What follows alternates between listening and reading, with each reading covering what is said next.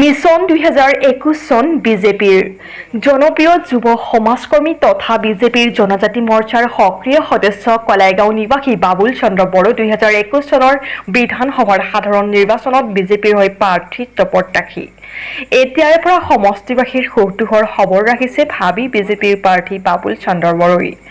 সামাজিক কামত সিদ্ধহস্ত বাবুল চন্দ্ৰ বড়োই প্ৰাৰ্থিত্ব পালে জিকিব বুলি নিশ্চিত কৰি সাংবাদিকক কোৱাৰ লগতে ৰাইজৰ অতি জৰুৰী সমস্যাসমূহৰ প্ৰতি প্ৰথম পদক্ষেপ গ্ৰহণ কৰিব বুলিও দৃঢ়তাৰে জনায়। যে আপুনি ৰাজনৈতিক ক্ষেত্ৰখনত কিয় আহিলে? আমাৰ যি সমস্যা আছে সেই সমস্যাসমূহ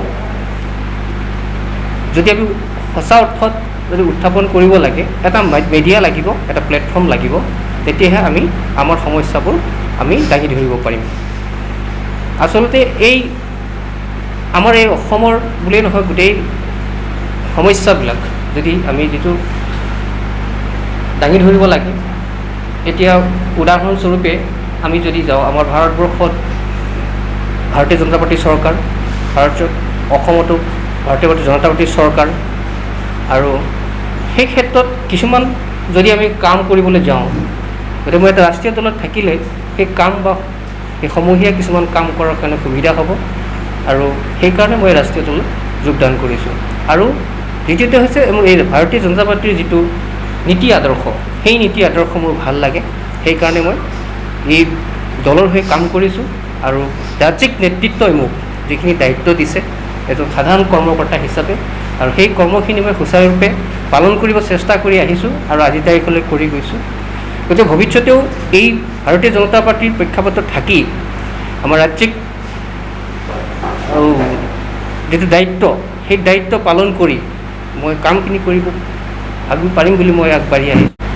মোক টিকেট দিয়ে নিদিয়ে সেইটো মই আজিৰ তাৰিখত মই চিন্তা কৰা নাই। মোক ৰাজ্যিক নেতৃত্বই, মোৰ দলীয় ঊৰ্ধ্বতম কৰ্তৃপক্ষই নিৰ্দেশ দিছে যে তুমি তোমাৰ ক্ষেত্ৰত বা তোমাৰ সমষ্টিত গৈ তুমি কাম কৰা, তুমি ৰাইজৰ ওচৰলৈ যোৱা, কাম কৰি দেখুওৱা, ৰাইজৰ সুবিধা অসুবিধা বুজ লোৱা, তাৰপিছত দেখা যাব। আজিৰ তাৰিখত যদি মোৰ কাম ৰাইজৰ প্ৰতি যদি ভাল পায় বা ৰাইজে যদি মোৰ প্ৰতি সঁহাৰি জনায় যে তেখেত এজন ভাল সমাজকৰ্মীৰ লগতে এজন ভাল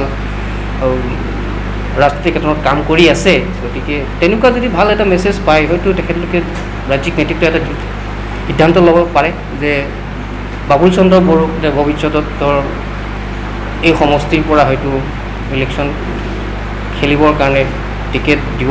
আশাবাদী, এইটো সময় দেখা যাব।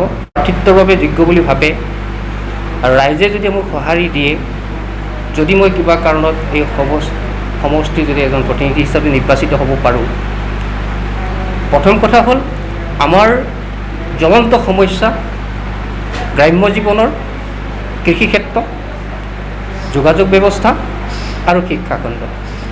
এই গ্ৰাম্য জীৱনৰ এই তিনিটা মূল সমস্যাই হৈছে প্ৰধান সমস্যা। এই সমস্যাকেইটাৰ ওপৰত মই অতিকৈ গুৰুত্ব আৰোপ কৰিম, কাৰণ মই যিহেতু 2011 চনৰ পৰা গ্ৰাম্য জীৱনৰ কাম কৰি আহিছোঁ।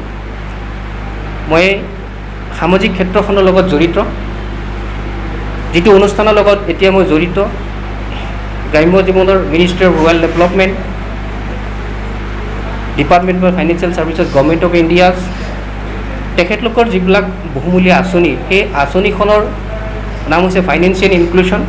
সেই ফাইনেন্সিয়েল ইনক্লুশ্যনত মই এছ'চিয়েট ভাইচ প্ৰেচিডেণ্ট হিচাপে কাম কৰি আহিছোঁ এটা সংস্থানৰ জৰিয়তে।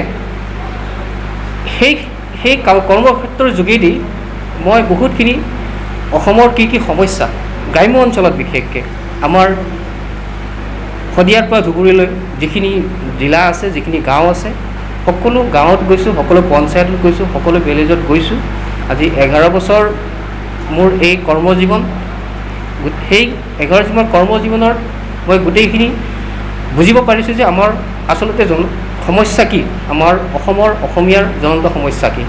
আৰু তাতোকৈ পৰিতাপৰ কথা, আমাৰ ব্ৰহ্মপুত্ৰৰ উত্তৰ পাৰে যিখিনি আমি সাধাৰণতে BTC বুলি কওঁ, BTC অলপ অঞ্চলত আমাৰ বহুত অসুবিধা। এইটো কাৰণে অসুবিধা, ইয়াত কোনো ধৰণৰ উদ্যোগ নাই, কোনো ধৰণৰ ভাল কাৰিকৰী প্ৰতিষ্ঠান নাই। নোহোৱাৰ ক্ষেত্ৰত আমাৰ ল'ৰা ছোৱালীসকলক বা আমাৰ শিক্ষিত যুৱক যুৱতীসকল নিবনুৱাৰ সমস্যাৰ সৃষ্টি হৈছে। তো এই ক্ষেত্ৰত আমি গঠনমূলক কিছুমান প্ৰচেষ্টা হাতত লৈ আমি যাতে তেখেতলোকক কৰ্মসংস্থাপন দিব পাৰোঁ, সেইটো এটা চেষ্টা। সদায় ৰাইজৰ হৈকে থাকিম, ৰাইজৰ হৈ কাম কৰি যাম। মই ভৱিষ্যতে প্ৰতিনিধি হওঁ নহওঁ সেইটো পাছৰ কথা। মই ব্যক্তিগত হিচাপে বাবুল চন্দ্ৰ বড়ো হিচাপে মই সদায় সমাজৰ লগত কাম কৰি আহিছোঁ, এজন সমাজ সংগঠক হিচাপে কাম কৰি আহিছোঁ। সেইখিনি মই সদায় থাকিম বুলি মই প্ৰতিজ্ঞাবদ্ধ আৰু আপোনালোকক কথা দিছোঁ।